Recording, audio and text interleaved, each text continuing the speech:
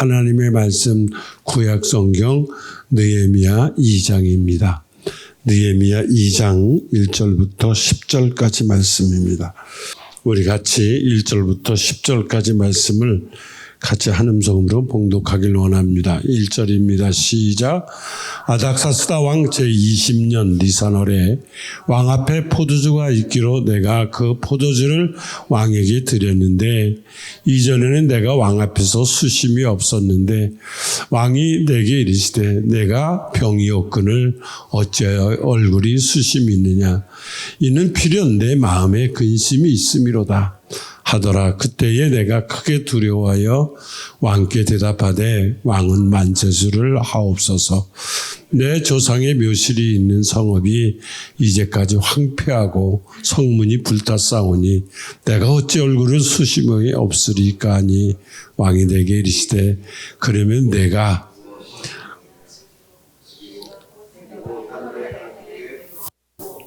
왕에게 이르되 왕이 만일 좋게 여기시고 종이 왕의 목전에서 은혜를 얻어 싸우면 나를 유다 땅에서 조상들의 묘실에 있는 성읍에 보내어 그 성을 건축하게 하옵소서 하였는데 그때에 왕후도 왕 곁에 앉아 있더라.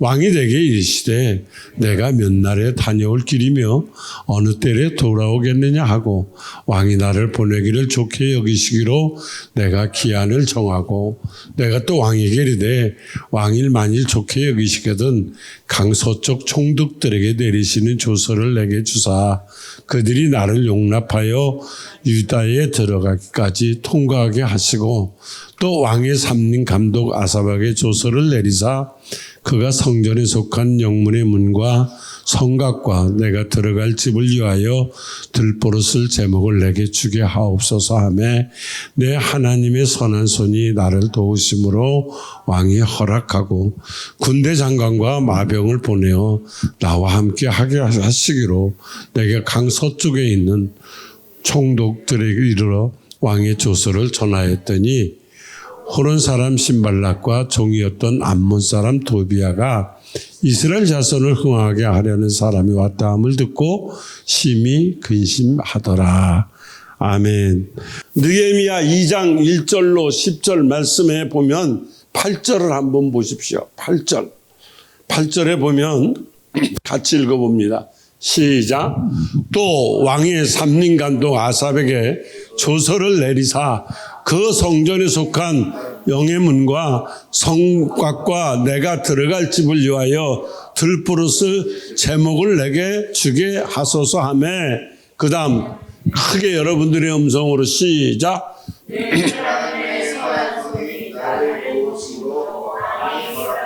아멘. 6절 7절 8절에서 계속 느헤미야가 하나님 앞에 기도를 합니다. 하나님 역사를 일으켜 주시옵소서 하는데 그때 내 하나님의 선한 손이 나를 도우심으로 왕이 모든 걸 허락하게 해준다. 뭘 허락하게 해주느냐? 오늘 여기 느헤미야 2장에서 저와 여러분이 배우는 진리는 다른 게 아니에요. 느헤미야가 도대체 누구냐는 거지. 느헤미야는 자기 할아버지가 포로로 끌려온 사람이에요. 포로로 끌려와서 그 포로로 끌려왔을 때 그는 어떤 사람이었느냐? 한마디로 얘기해서 포로 3세, 우리가 재미교포 3세, 제일교포 3세 그러죠? 이 사람은 포로 3세예요. 그는 포로로서 그 이방 나라 페르시아에서 엄청나게 출세한 사람이 누구냐? 느헤미야예요. 얼만큼 출세했느냐? 오늘 성경에 보면 저 왕의 술을 맡은 관원으로 되었다는 말을 보면 술 맡은 관원이 누구냐? 왕의 목숨을 지키는 바로 옆자리에서 왕의 음식과 술을 따라주는 사람. 그러니까 상당한 신임을 얻은 사람이죠. 포로로 끌려온 사람이. 그 나라 왕에게 옆에서 음식을 젖힌다. 우리 조선시대에도 그러죠. 음식을 맡은 사람은 왕의 목숨이 걸린 문제이기 때문에 절대적인 신임하는 사람만 상궁도 기미상궁 있잖아요. 여러분들의 선조인데 못 알았는데 그 기미상궁들이 와서 뭐해? 먼저 먹어보잖아. 죽나 안 죽나. 그러니까 그런 절대적인 신임을 받는 자리에 누가 있었냐? 느헤미야가 있었어요. 왜 그러느냐? 왕이 독을 탄 음식을 먹게 되면 한 번에 왕조가 무너지기 때문에 그렇게 철저한 정말 신원이 확실한 자리에 있는 사람이 이방인의 땅에서 이렇게 출세한 사람이다. 대제국인 바벨론의 왕실, 오늘 성경에 나오는 대로 수상에서 술관원의 역할을 감당하고 있는 이 사람. 술관원은 다시 말하지만 왕의 가장 측근에 있는 사람이에요. 오늘날로 얘기하면 더 쉽게 설명드리면 비서실장 정도 되는 사람. 그 정도 직책을 가진 사람. 그래서 느헤미야는 수상궁에서 아주 그 정도로 높은 파워를 가지고 높은 자리에 있기 때문에 그는 이방인으로 끌려온 사람들 중에서 아주 편안하게 잘 살 수가 있었어요. 아주 누구한테 눈치 안 보고 잘 살 수 있었던 사람. 일반적으로 사람들이요, 자기 주제를 부르고 성공을 하면은 누리고 싶어 하는 게 있어요. 누리고 향유하고 싶고 그러다 보면 마음이 어떻게 되느냐? 변질돼요. 자기 중심으로 살기 쉬워요. 과거를 잊어버린다는 거죠. 그런데 오늘 성경에 나오는 주인공 느헤미야는 그 달랐어요. 느헤미야 1장에 한번 보실래요? 1장 1절로 5절을 여러분들이 한번 보기를 원합니다. 자, 읽어봅니다. 시작. 하가랴의 아들 느헤미야의 말이라. 아닥사스다 왕 제20년 기슬이 원래 내가 수상궁에 있는데 내 형제들 가운데 하나인 하나니아가 두어 사람과 함께 유다에서 내게 이르기로 내가 그 사로잡힘을 면하고 남아있는 유다와 예루살렘 사람들을 형편을 물은즉 그들이 내게 이르되 사로잡힘을 면하고 남아있는 자들이 그 지방 거기에서 큰 환난을 당하고 능욕을 받으며 예루살렘 성은 허물어지고 그 성문들은 불탔다 하는지라. 내가 이 말을 듣고 앉아서 울고 수일 동안 슬퍼하며 하늘의 하나님 앞에 금식하며 기도하여 이르되 하늘의 하나님 여호와여 크고 두려우신 하나님이여 주를 사랑하고 주의 계명을 지키는 자에게 언약을 지키시며 긍휼을 베푸시는 주여 간구하나이다. 그러니까 지금 예루살렘에서 아는 사람들이 두어 사람이 찾아왔어요. 그래서 뭐라고 그러냐면 느헤미야한테 와서 뭐라고 그래요? 지금 예루살렘 성벽은 다 무너졌다. 회폐되고 거기는 다 망해버렸다. 그 소리를 듣는 거예요. 느헤미야가 높은 자리에 있으면서 그 소리를 딱 들을 때 느헤미야는 그럴 수도 있어. 그럴 수도 있어. 이렇게 얘기할 수도 있어요. 왜? 자기는 지금 그 나라에 살지도 않았고 이쪽으로 와서 바벨론에서 출세한 사람이잖아. 그런데 느헤미야는 그게 없었어요. 그 민족들이 와서 얘기하는 소리를 듣고 느헤미야는 그때부터 막 가슴이 미어지고 잠을 못 이루고 자기는 술 맡은 관원이잖아. 그는 정기적으로 그냥 어느 때든지 왕 앞에 나가서 대화를 나눌 수 있는 사람이었기 때문에 어떤 의미에서는 느헤미야는 군대 지휘관보다도 더 영향력을 미칠 수 있는 그런 사람이었어요. 그러나 느헤미야는 그 권력의 그 묘미에 느헤미야는 병들지 않았다는 거예요. 그는 가슴에 뭐가 있었냐? 민족에 대한 변치 않는 사랑이 있었어요. 비록 자기는 지금 높은 지위에 올랐다 할지라도 지금 자기 민족은 저 낮은 곳에서 압제당하고 있는 민족들을 생각했어요. 그렇게 생각하고 있는데 고향 땅 예루살렘 소식을 들을 때 억장이 무너지는 아픔을 느헤미야가 참을 수가 없어서 본문에 1장 앞에 보면 느헤미야가 뭐라 그래요? 울음을 터뜨리고 말았어요. 울면서 5절에 가보면 그는 울면서 금식했어요. 그랬던 사람. 지금 여러분 머릿속에 느헤미야가 대충 어떤 사람이라는 게 나오지 않아요? 바로 그 사람 얘기를 하는 거야. 왕에게는 가장 큰 충성과 신뢰를 바치고 살아야 되는 느헤미야. 항상 왕과 대면하는 느헤미야의 마음속에는 왕에게도 충성을 해야 돼. 근데 한편으로는 뭐가 있어요? 자기 나라 성전 재건에, 성벽 재건에 대한 마음이 날마다 그게 교차가 되는 거야. 그러니까 느헤미야는 괴로운 거죠. 그 느헤미야를 가장 괴롭게 보여 자기 민족은 이렇게 고생하는데 자기는 이방 땅에 와서 이렇게 잘 높은 자리에 있다. 그러니까 느헤미야가 생각할 때는 내가 왕에게 가서 마음속에 있는 속 얘기를 꺼내고 싶다. 이런 생각을 가질 수 있었어요. 그런데 그건 쉬운 일이 아니에요. 왜 쉬운 일이 아니냐. 여기 페르시아법에 따르면 왕 앞에서 어떤 보고를 딱 하는데 왕이 그 소리를 딱 들을 때 왕이 기분 나쁘잖아요. 이 데려가 죽여. 그럼 죽는 거예요. 그러니까 마음은 있는데 가서 전할 수 있는 형편이 안 됐어요. 그렇게 에레미야는 아닥사스 땅 왕에게 조심스럽게 갈 수밖에 없었어요.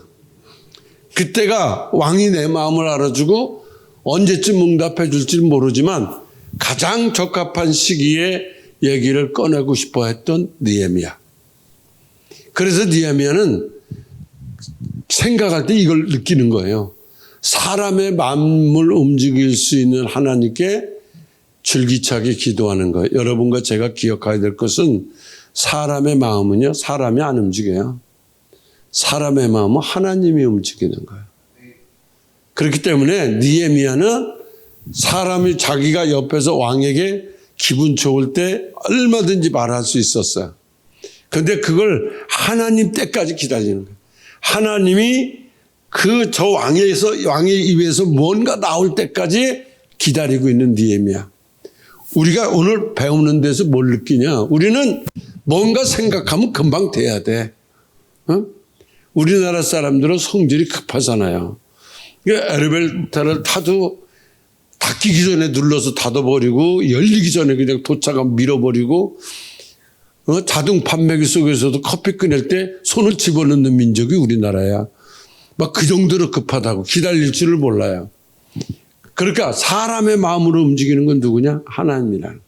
그래서 느헤미야가 1장 11절에 보면 느헤미야가 제일 먼저 이렇게 기도해요. 11절 한번 볼래요?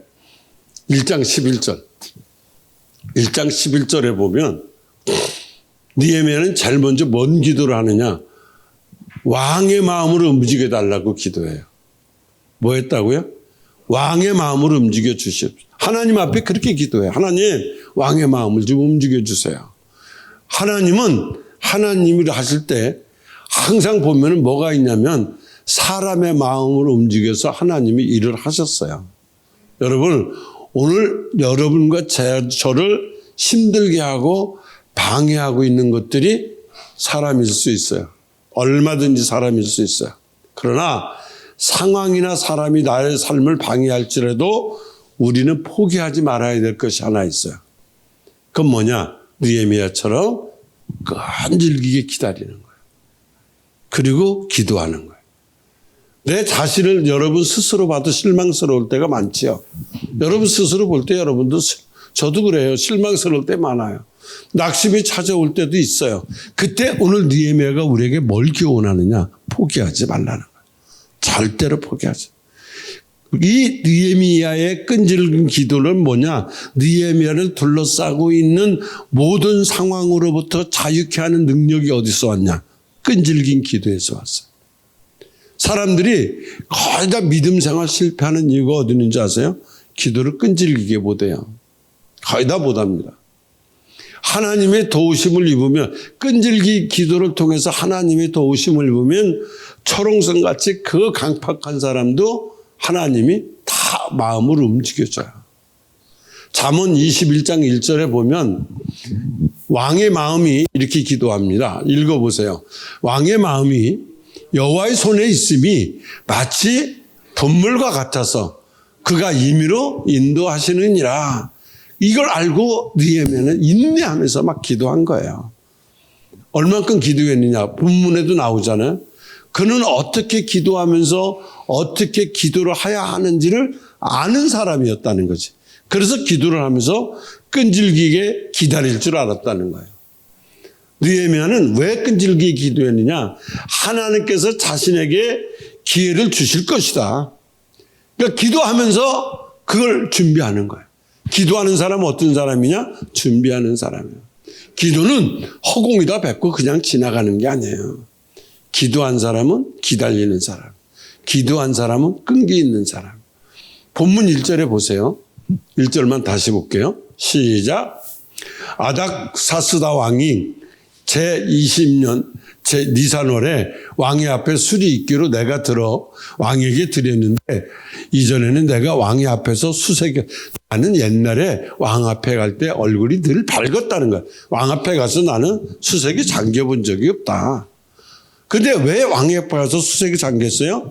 느헤미야가 1장에서 보면, 느헤미야 1장에 가보면 그 예루살렘 소식을 전하잖아요. 거기 있던 사람들이. 그 느헤미야가 그때 와서 전하는 시기가 언제냐면 니산월이었어요. 그때가 우리날로 하면은 12월경에 이 말을 들어요. 그런데 느헤미야가 이 말을 듣고 기도를 하고 현실로 우리나라 니산월로 오는 우리의 달력으로 그때가 몇 월이냐면 4월이에요. 그러니까 자기 예루살렘이 바벨론의 침공에 의해서 성벽은 불탔고 허물어졌다는 소식을 백성들한테 듣고 탄식하고 지금 예루살렘에 있는 백성들이 죽게 생겼다는 소리를 듣고 느헤미야도 같이 그때 뭐하냐? 금식하며 기도하며 눈물로 기도하기 시작했어요. 그러니까 한마디로 얘기하면 기도의 사람 느헤미야도 보면 통곡하며 기도한 지 몇 개월 만에 응답을 받아요. 4개월 만에 받았어요. 너무나 분명한 것은 하나님의 뜻에 목숨을 걸었음에도 느헤미야는 목숨을 걸고 기도했잖아. 지금 왕 앞에 나가는 것도. 느헤미야는 목숨을 걸었음에도 불구하고 4개월을 더 기다린 거예요. 내가 기도한 날로부터 4개월을 더 기다렸어요. 자, 느헤미야 사명이 뭐예요? 술 맡은 거 안 오니거든.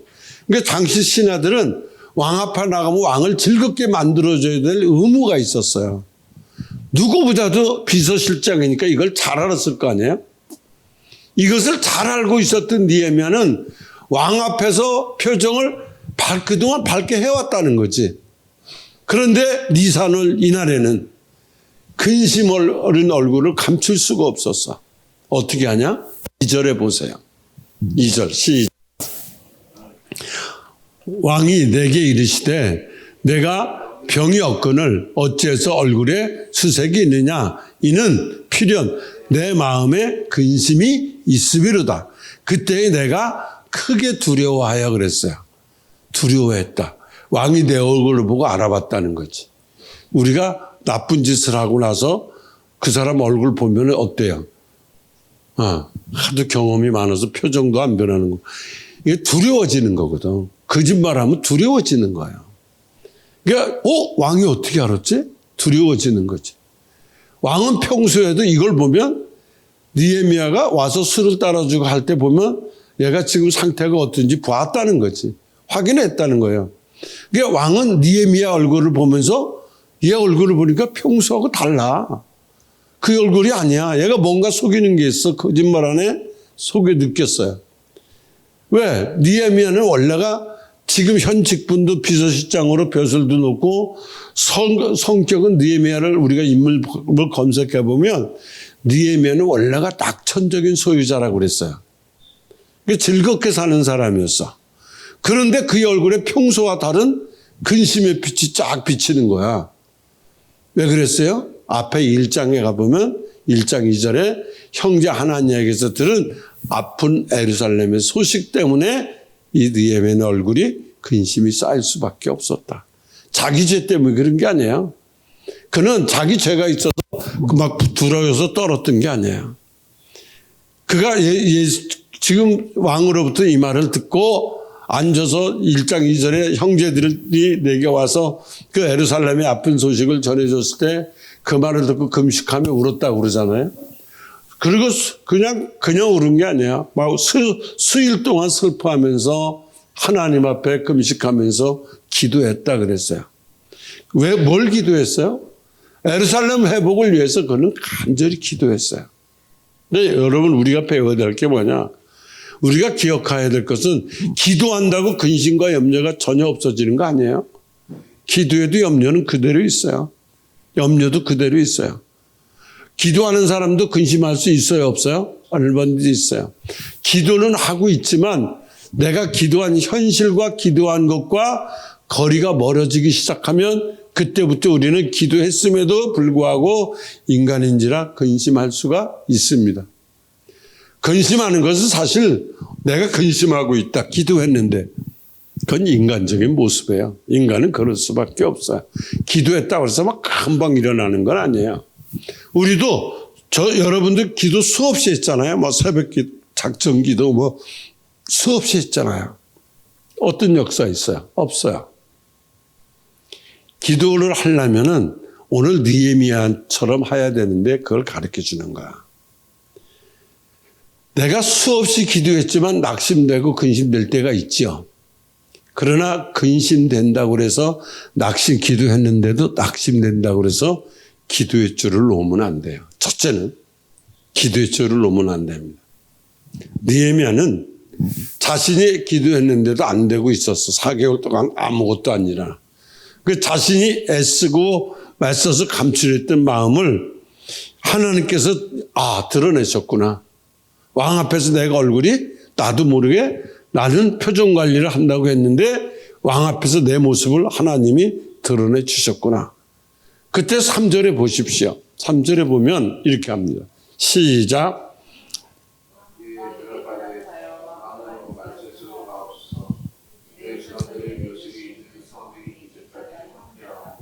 성문이 소화되어 싸우니 내가 어찌리여.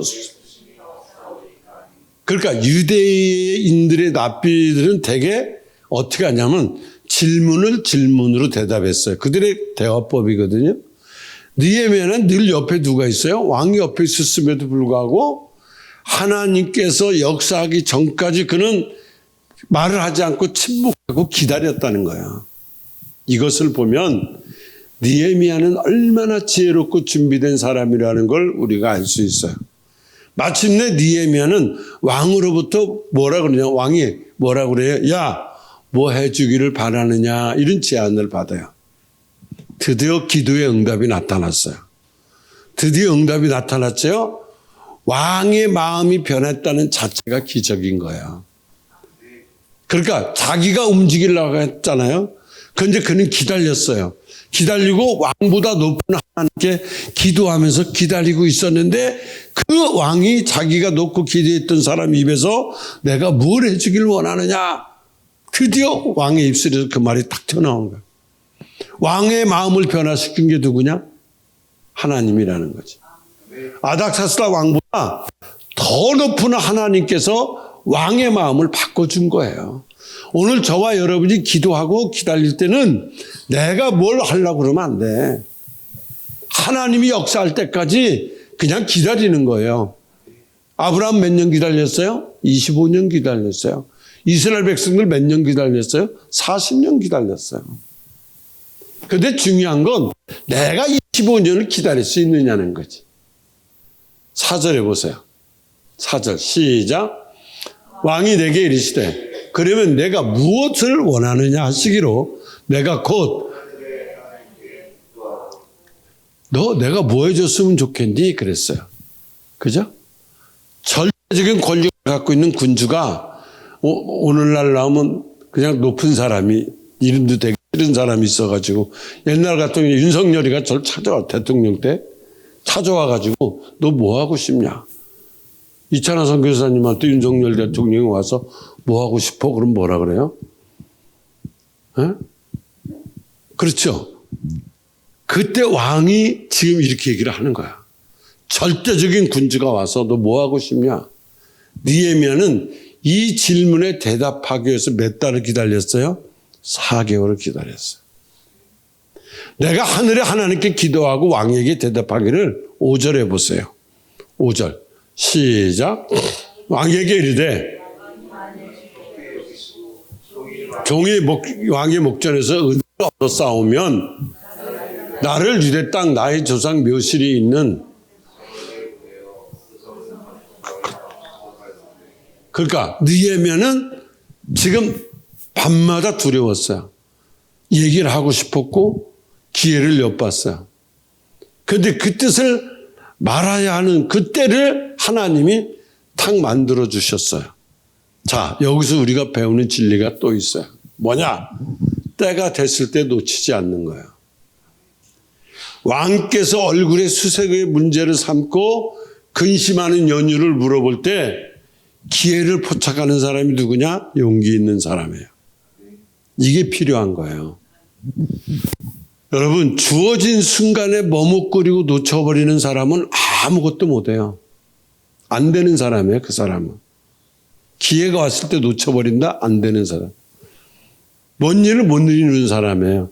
결단의 때를 포착하지 못하면 실패가 되고 그 사람에게서 거룩한 뜻은 실종되고 맙니다. 오늘 느헤미야는 뭐예요? 그 왕으로부터 그 소리를 듣자마자 주저앉고 용기를 냈어요. 여러분, 용기라고 하는 것은 이럴 때 필요한 거예요. 느헤미야는 평소에 기도하면서 준비를 많이 했기 때문에 왕이 나한테 물어보면 하나님이 저 사람의 마음을 움직여주고 그 왕으로부터 내가 왕이 나한테 묻기만 한다면 5절에서 뭐라 그래요? 저를 조상이 묻혀있는 그 유대 땅으로 보내어서 그 성을 다시 건축하게 하옵소서, 이렇게 대답을 하는 거죠. 그러니까 여기서 배우는 진리가 뭐예요? 기도로 준비된 사람은 언제 어느 때나 대답할 수 있는 사람. 기도로 준비 안 된 사람은 안 됩니다. 그러니까 침묵할 때도 있지만 때가 되면 용기 있게 말할 수 있어야 돼요. 여러분 기억하세요. 기도하면 반드시 이런 때가 저와 여러분에게 분명히 온다는 거예요. 이런 때는 무조건 옵니다. 기도하는 과정은 어렵지만 하나님의 응답의 때가 오잖아요. 응답의 때가 오면 나는 생각지도 못했던 일들이 분물 쳐주듯이 어려웠던 일들이 그냥 순탄하게 풀리기 시작해요. 이게 뭐냐? 하나님의 때가 된 거예요. 오늘 여기 즐거워하는 왕의 모습을 보고 느헤미야가 야, 이제 왕이 나한테 너 뭘 원하느냐 이렇게 하잖아요. 그리고 이어지는 7절로 9절까지 보면 느헤미야는 자기가 필요한 것을 얻게 되는 그런 단계에 들어갔어요. 침묵하고 4개월 동안 기다리던 느헤미야가 뭐라 그래? 유대 땅으로 가서 성을 다시 건축하게 해달라는 엄청난 요구를 합니다. 그게 왜 엄청난 줄 아세요? 지금 느헤미야가 예루살렘에 가서 성을 건축할 수 있는 상황이 안 돼요. 왜 안 되느냐? 아다닥스 왕이 14년 전에 그 예루살렘 성을 재건하겠다는 말을 들었을 때 왕이 뭐라 했느냐? 저것들이 지네들끼리 모함을 해서 그들이 모아가지고 성을 건축한다고, 그래서 저것들이 반란을 일으킬 것이다. 그래서 왕이 막았었어요. 그런데 지금 와서 이것을 왕이 그때는 막고 지금은 그래 가서 져라 이렇게 쉬운 결정할 때가 아니었다는 거죠. 따라서 느헤미야가 요청한 것은 왕의 입장에서는 아주 곤란한 친한 사람이잖아. 그런데 안 들어줄 수도 없잖아. 근데 그것을 들어주면 안 된다니까. 아다닥스 왕 때 그때 당시 건축하는 일을 아다닥스 왕이 무력으로 막았어요. 못 짓게 만들었거든. 왜냐하면 예루살렘 성전이 건축되면 그때 당시에 건축되는 동시에 유대 국민들이 힘을 합쳐서 메대와 바사 왕국과 연합해서 바벨론을 공격할 수 있다는 불안감 때문에 아다닥스 왕이 막았었어요. 그럼에도 불구하고 느헤미야는 왕에게 예루살렘 성전 건축을 허락할 것을 요청하는 거예요. 자, 여기에서 갈등이 오는 겁니다. 이 순간 느헤미야는 그동안 자기 할아버지 때서부터 지금까지 내려왔던 직위도 가져 있고 그동안 쌓은 업적도 있고 그 왕으로부터 신뢰를 얻었고 지위도 얻었어요. 그런데 이 말 한마디로 싹 잃어버릴 수도 있어요. 왜? 왕이 전에 거부한 일이거든. 그런데 느헤미야는 그것을 우리는 육적인 눈으로 보는 거예요. 이제 느헤미야가 우리에게 주는 교훈이 뭐냐? 그는 하나님을 믿었기 때문에 담대해진 거예요. 사람의 방법으로 왕은 거절했었고 안 된다고 해서 무력으로 막았던 왕인데 그 왕에게 가가지고 그걸 건축하게 해달라는 거야. 그 왕은 어떻게 돼? 여기서 느헤미야가 우리에게 깨닫게 해주는 게 뭐냐면 느헤미야의 비전을 보는 거야. 오늘 저와 여러분이 필요한 게 뭐냐? 비전이에요. 그러니까 어떤 사람이 그랬어요. 죽을 정도로 기도하면 비전이 생긴다 그랬어요. 죽을 정도로 기도하면. 여러분, 생각만 하고 머리로만 하고 이거 안 생겨요. 이루어지지 않아요. 생각하는 것 같고 안 이루어져요. 어떻게 해야 되냐? 여기서 말하는 것처럼 죽을 만큼 믿음으로 기도하고 인내하고 행하라는 거죠. 6절에 보면니까 6절 보세요.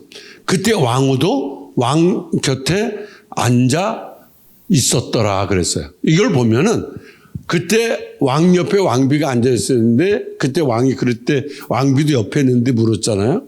왕비와 왕이 같이 있었다는 것은 이 자리가 사적인 자리가 아니고 공식적인 자리였다는 거야. 이 공식적인 자리에서 그 얘기를 내던졌고 그 얘기를 받았어요, 왕이. 그래, 야, 느헤미야야, 네가 그렇게 다녀오려면 얼마나 걸리겠냐?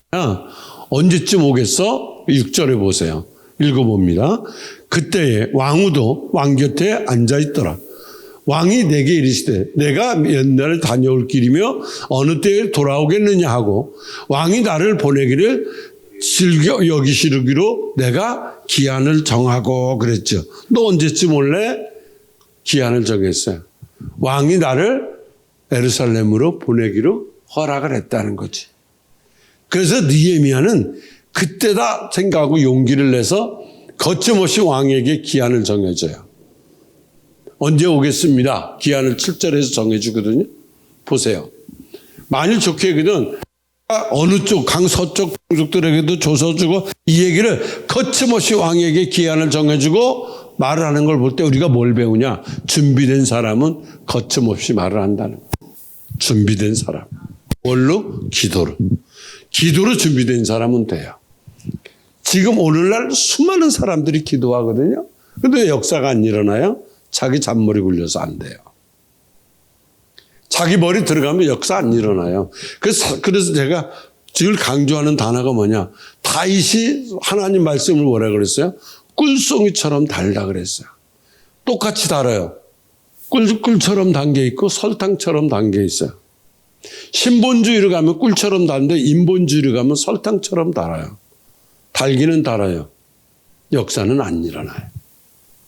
느헤미야는 왕으로부터 하나님께 저 왕의 마음을 움직여달라고 얘기를 언제쯤 할까요 하고 기다리고 말없이 기다리고 있는데 4개월 후에 왕이 네 안색이 변함이 어쩌미뇨 이러면서 필요한 것을 요구를 해요. 여러분 분명히 기억할 것은 왕의 마음으로 움직인 것은 뭐냐? 바로 느헤미야의 끈질긴 기도였어요. 기도 어떤 문제가 있으면 끈질기게 하는 거예요. 저는 그런 표현을 했어요. 딱딱 우리가 요만한 세대가리가 그 나무로 올라가서 한 군데만 계속 좋아서 집을 만들어요. 그것을 보면서 기도는 저렇게 하는 거다. 무슨 여러분 음식점 가도 그러잖아. 내가 오리 먹고 싶다고 뭐 오리집 가고 뭐 예를 들어서 고깃집 가고 싶고 생선 이렇게 하잖아요. 근데 일반 식당에 가보면 뭐 된장찌개, 순두부, 뭐 김치찌개 여러 개. 거기 잘 안 가 사람들이. 메뉴는 줄기차게 많은데 안 가요. 기도 제목은 줄기차게 많아요. 역사는 일어날 게 없어요. 내가 어떤 문제가 있다 그러면 그 문제만 넣고 막 딱딱 우리가 집을 쪼아대듯이 막 거기서 지금 느헤미야가 우리에게 뭘 가르쳐줘요? 끈질긴 기도를 가르쳐주잖아요. 그러니까 기도 끈질기게 하는 사람이 누구냐? 하나님이 하시면 된다는 그 믿음으로 가득 차 있는 사람은 기도해요. 바로 그거예요. 하나님이 하시면 된다는 믿음으로 내 마음이 가득 차잖아요. 이 사람 기도하지 말라고 해도 기도해요. 어떻게 해요? 그 믿음이 가득 차 있으니까 막 기쁨으로 기도하는 거예요. 느헤미야가 우리에게 주는 게 아무리 믿기 어려운 사람이라 할지라도 왕 당신이 아무리 높아도 상관없어. 당신보다 더 높은 하나님이 계셔. 얼마든지 하나님은 왕의 마음을 움직일 수 있다는 그 믿음을 가졌기 때문에 느헤미야는 끈질기게. 오늘 우리들 중에도요. 힘들어하는 분들이 많아요. 만나보면 다 힘들어요. 그런데 사람들은 그걸 섣불리 빨리 해결하려고 그래요. 아니에요. 빨리 할 수도 있어요. 확률이 적다는 거지. 끈질기게 기도하는 거예요. 여러분, 기도가 막 내가 기도했는데 왜 하나님이 역사 안 하지? 근데 역사 안 하는 걸 즐거워하셔야 돼요. 그 속에 하나님의 놀라운 뜻과 계획이 항상 늦은 데는 거기가 있어요.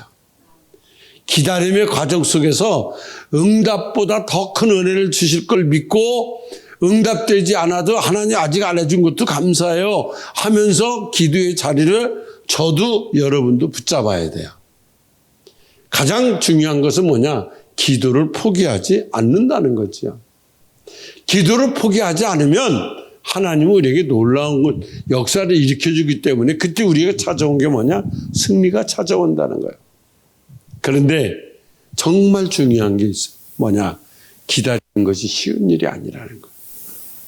기다리는 게 어렵다는 거지. 우리가 구할 때는 급합니다. 급하기 때문에 구해요. 그런데 하나님은 느긋하십니다. 기억해야 될 것은 큰 위험이 있어도 그 위험을 우리는 피해가는 게 아니에요. 그 위험을 뚫고 지나가는 거예요. 이게 믿음으로 성공한 사람들의 간증이에요. 우리 예수 믿는 사람들이 쉽게 빠지는 두 가지 극단이 있어요. 뭐냐? 먼저는 기도하지 않고 마음 내키는 대로 모든 걸 계획해요. 그 어떤 처리할 일이 있을 때도 기도하지 않고 자기의 머리로 하는 경우가 많아요. 신앙과 관계없는 계획을 잡아요. 또 하나의 극단적인 건 뭐냐면 기도는 열심히 하는 반면에 계획하는 것들이 없어요. 이게 둘 다가 잘못됐어요. 사람들이 기도할 때 내가 원하는 시간, 내가 원하는 방법으로 하나님이 응답해 주시길 누구나 다 원하죠. 그런데 여러분이 기억할 것은 하나님의 응답은 하나님 때에 하나님의 방법으로 하나님이 역사한다는 거예요. 기도는 내가 했어요. 근데 역사는 그분이 하세요. 느헤미야가 기도했다고 해서 당장 그 예루살렘 성이 막 저주고 어떤 변화가 일어났냐? 안 일어났어요. 그런데 그는 포기하지 않고 안 일어났음에도 포기하지 않고 계속 뭐 했다? 기도했다는 거예요. 우리는 기도하면서 조급증이 있어요. 조급증을 잘 처리해야 돼. 조급증. 조급하기 때문에 기도를 쉽게 포기하고 하는 사람들이 많아요. 하나님이 저와 여러분에게 내가 A라고 하는 문제를 놓고 기도할 때 하나님께서 그걸 미루실 때는 내가 미워서 미는 게 아니에요. 아멘 안 해도 사실인데 나를 믿으시기 때문에 그때까지 시간을 끌고 계시는 거예요. 한마디로 얘기하면 기억하세요. 빨리 응답하시는 것이 나를 사랑하는 것으로 여러분들이 생각할지 모르지만 내가 기도한 것을 더 뒤로 미실 때가 나를 더 사랑하는 거예요. 왜? 기다리게 되어도 계속 하나님 앞에 신뢰하고 나가게 되면 하나님은 그 믿음을 보시고 우리에게 더 큰 역사를 내가 구하지 않은 것도 주신다는 거지요. 이걸 경험하시는 거예요. 기도 응답에는 여러분 몇 가지가 있어요. 첫째는 기도하자마자 막 응답되는 역사들이 있어요. 갑자기 막 기도했는데 암이 없어졌어요. 막 물질이 안 되는 게 갑자기 해결될 수 있어요. 이렇게 기도하자마자 응답되는 경우가 있어요. 얼마든지 있어요. 두 번째는 일정한 시간이 돼야 응답이 될 때가 있어요. 하나님은 아브라함에게 25세 때 약속의 씨를 주시겠다고 말씀을 하시잖아요. 그런데 이삭이 태어나기까지 25년을 기다렸어요. 제가 아까 얘기했죠. 여러분 기도하고 25년 기다릴 수 있겠어요? 정말 변하지 않고 기도할 수 있겠어요? 힘든 거예요. 하나님께서 이스라엘 백성들을 출애굽시킬 때 홍해를 건너서 바로 약속의 땅 가나안으로 그 이스라엘 백성은 바로 들어갈 줄 알았어요. 그런데 하나님은 광야에서 40년을 보내게 해요. 나름대로는 이유가 있어요. 아브라함에게는 25년 동안의 기다림을 통해서 뭘 했느냐? 훈련을 시킨 거예요. 이스라엘 백성들에게는 광야에서 40년 동안 뭘 했어요? 순종하도록 훈련시키셨어요. 그분이 능력이 없어서 안 해준 게 아니에요. 세 번째, 우리가 아무리 기도해도 응답 없는 것이 있어요. 내 때에 안 되고 내 후손에 가서 응답될 수도 있어요. 현재 내가 살고 있는 동안은 응답되지 않는 문제도 얼마든지 있어요. 그래서 저와 여러분이 목요일 날 기도해 오셔서 기도하실 때 기도 생활에서 기도할 때와 기다려야 할 때를 구분하는 것이 이게 기도예요. 기도할 때와 기다릴 줄 아는 것, 이걸 깨달는 게 기도예요. 사람들은 기도하면 무조건 이루어져야 되는 줄 알아요. 하나님께서 사람의 마음을 움직이게 하려면 우리는 먼저 내가 해야 될 것이 뭐냐? 기도하는데 어떻게 기도해요? 내가 할 일은 기도밖에 없다고 이걸 인정하는 거예요. 내가 할 일은 기도밖에 없어요. 기도하는데 어떡하냐? 내 잔머리로 하지 마라. 절대로 안 넘어간다. 사람들은 자기 편리한 대로 하나님 응답이라고 얘기해요. 자기가 편하면 하나님의 응답이래. 그 나중에 보면 아니야. 그거 절대로 100% 거짓말이에요. 하나님의 이름을 만유리 갖다 막 쓰는 거예요. 무식해서 그런 거예요. 성경적으로 영적으로 무식하면 하나님의 이름을 막 갖다 써요. 하나님이 이렇게 했대. 하나님이. 거짓말하지. 네가 그랬지. 어째 하나님이 그랬어요. 그러니까 나는 그분이 할 때까지 말없이 기다리고 또 끈질기게 기다리고 기도하는 수밖에 없어요. 여러분, 하나님이 응답했는데 왜 응답을 못 받아요? 잘 생각해 봐요. 하나님이 이렇게 하셨다며. 근데 왜 응답을 못 받아요? 하나님이 하셨으면 응답을 받아야지. 자기가 해놓고 하나님이 했다고 하나님 이름을 만유리 여기니까 역사가 안 일어난다니까. 내가 한 것과 하나님이 한 것 구분할 줄 알아야 돼요. 하나님, 여러분 생각해봐. 하나님이 이렇게 역사했다. 근데 왜 안 일어나? 그렇죠? 8절에 보세요. 본문 8절. 같이 큰 소리를 읽습니다. 시작. 또 왕의 삼림감독 아삽에게 조서를 내리사 저로 전에 속한 영문의 문과 성곽과 나의 거할 집을 위하여 들보 제목을 주게 하옵소서 하며 내 하나님의 선한 손이 나를 그렇죠. 하나님의 선하신 손이 나를 도왔다는 거지. 도우심으로 하나님의 선한 손길이 나를 도우심으로 아다닥스다 왕이 자기를 가게 허락했다는 거야. 하나님의 선한 손이 나를 도우심으로 왕이 허락을 하고 자 이렇게 표현하는 것은 뭐냐. 느헤미야가 4개월 전서부터 모심초사 기도했던 것들이 응답의 역사가 일어나는 구절이 8절 하반절이에요. 여기서 나타나잖아요. 하나님의 손이 나를 선하신 손이 나를 도우심으로. 오늘 여러분들이 기도 제목을 놓고 오늘 저녁에도 기도하실 거예요. 자, 하나님의 선하신 손이 나를 도우시는 역사가 일어나야 돼요. 여러분 기도하지 않고 계획만 세우는 것은 기도하지 않고 머리로 하는 건 다 인본주의예요. 또 한편으로 보면 하나 계획도 없어요. 기도만 막 해요. 난 기도원에 가서 기도 못하게 하는 목사는 저예요. 기도 막 해요. 뜻도 없이 그냥 해요. 막 3시간이 4시간 앉아서 그냥 내용 없이 계획 없이 기도만 하는 이게 신비주의예요. 인본주의도 잘못됐고 신부주의도 잘못됐어요. 느헤미야는 뭐냐? 기도하면서 계획을 세웠어요. 하나님께서는 기도하면서 계획을 세워놓고 기도하는 느헤미야를 어떻게 했어요? 오늘 본문의 제목이에요. 선한 손으로 도우셨다. 이거예요. 오늘 저와 여러분이 기도의 응답을 받으려면 하나님의 선한 손길이 나를 도우는 것을 하나님의 선한 손은 뭔지 아세요? 하나님의 일을 하는 사람을 하나님이 선한 손으로 도와요. 하나님이 하지 않는 사람을 하나님이 선한 손으로 돕는다? 절대로 안 돕니다. 기도 생활을 해요. 교회 생활을 해요. 매일 냉랭해. 매일 짜증나. 매일 부정적이야. 이런 사람 왜 그래요? 하나님의 선한 손이 없어요. 왜? 내가 하나님의 선한 손이 나를 일하게 하지 않으신다는 거지. 머리로 잔머리로 하니까. 그래서 잔머리로 신앙생활 하는 사람들 보세요. 기쁨 하나도 없어요. 기분 따라서 신앙생활해요. 비 오면 삭신 쑤시다고 안 오고 눈 오면 미끄러지면 골다공증이나 뼈 부러지지 않는다고 날씨 굳으면 삭신 쑤시다고 안 오고 이런 사람들이 우리나라 95%라니까.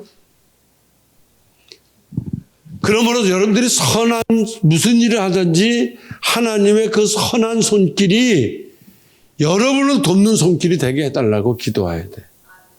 자, 거기엔 조건이 있어요. 어떻게 했어요? 기다렸어요.